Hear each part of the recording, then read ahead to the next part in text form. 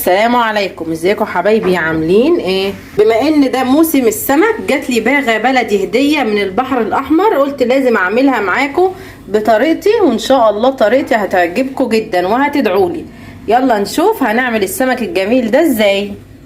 دي سمكه باغه جايه لي هديه، فانا هعملها معاكم، بس هي متقصقصه بالشكل اللي انتوا شايفينه ده ومتنضفه. طبعا انا هعيد عليها، هشيل اي زوايد. السمكة دي حلوة جدا والسفة بتاعها قليل وطعمها حلو جدا. وكمان زي ما انتوا شايفين هي مفتوحة كده، وبعدين هفتحها من هنا شوية كده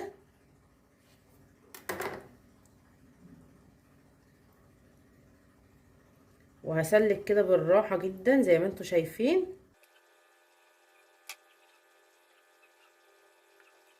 وهشيل السلسلة كلها بالشكل ده، هتبقى معايا السمكية بالشكل اللي انتوا شايفينه ده، ما فيهاش شوك خالص اهي، ولو فيه هتلاقيه بسيط جدا بالشكل ده كده.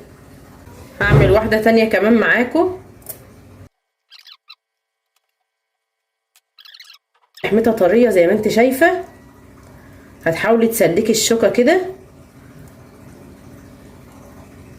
هتلاقيها طلعت معاكي زي ما انت شايفة كده، وسيبي بس حتة من تحت علشان ايه تمسكي بها السمكية ما تفكش منك، وهتلاقيها اتفتحت معاكي بالشكل ده كده.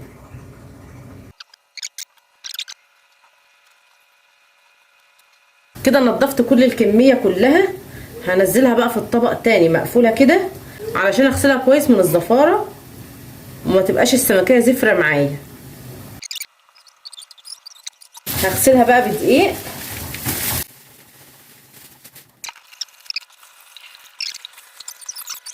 بعد ما شطفته كويس زي ما وريتكم، توم وفلفل اخضر وفلفل احمر.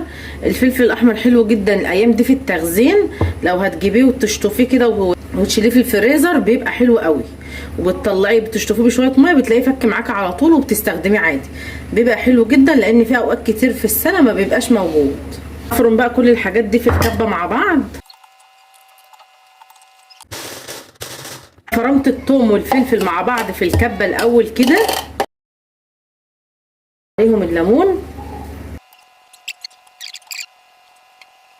هضيف الكمون. بهارات السمك دي على حسب ما بتفضلي، بس انا بصراحه ما بحبش على السمك الا الكمون والشطه، لان حطيت قبل كده كزبره ناشفه والسمك معايا كان مر وما عجبنيش خالص. الملح هتخلي الملح بتاعه عالي شويه علشان هنقليه في ساعتها. السمكيه زي ما انتم شايفين السمكيه من جوه زي الفل اهي ولحم بس. هتبلها كويس كده بره كمان.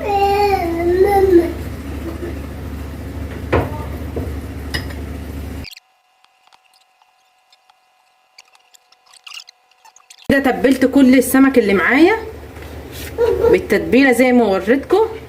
هبهر بقى الدقيق اللي هستخدمه، شويه ملح صغيرين جدا، شويه كمون صغيرين، شويه شطه صغيرين، شويه كركم صغيرين جدا يدوا بس لون خفيف كده. هقلب بقى الدقيق كده كويس. هجيب السمكايه وهفتحها كده، هبدرها كويس علشان تبقى ايه كلها متغلفه بالدقيق حلو. وبعد ما ابدرها هنزل بيها في الزيت على طول. الزيت انا مسخناه زي ما انتم شايفين كده، مش هركنها وقت بالدقيق، وهقليها مفتوحه كده. اقلبها كده على طول لانها ما بتاخدش وقت طويل في الزيت. بحب اقلبه كده على طول علشان يبقى واخد لون ذهبي وما يغمقش معايا. السمك بيتقلي على نار عاليه عشان يبقى الكفر بتاعه من بره ناشف واللحم من جوه طري. لو هديت النار اللحمه زي ما بيقولوا كده بتقدد معاكي.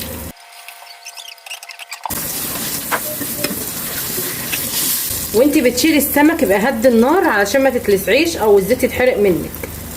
على ما تيجي تضيفي الدور اللي بعده الافضل تهدي النار. انا خلصت السمك وقليت كل الكميه اللي معايا، هوريهولكم من جوه بجد حلو جدا وطعمه جميل ولحمته كمان حلوه قوي.